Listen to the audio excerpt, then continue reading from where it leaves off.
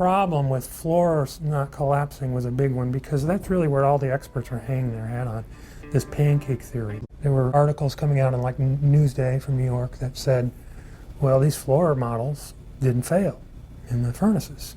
You know, they all passed the test for 2 hours. 2 hours, of course, is longer than either of the buildings stood.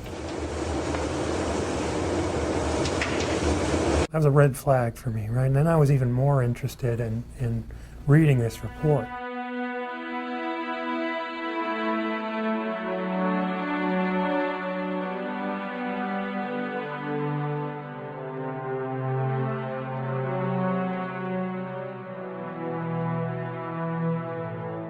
You can't have pancaking without floor collapse.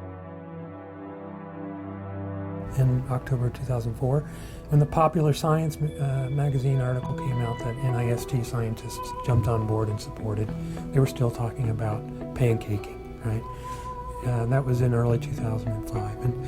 And that all contradicts the UL floor model tests. None of the samples actually had reached temperatures that would show that the steel might have lost half of its strength. The summary that talked about steel softening and buckling, that directly contradicts Frank Gale's results.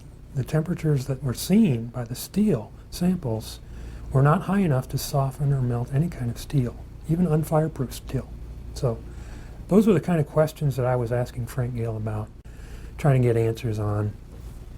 I really felt, honestly, that he was going to give me a response. I thought he was going to say, wow, you're right, you know, or well, this is why they're still talking about this.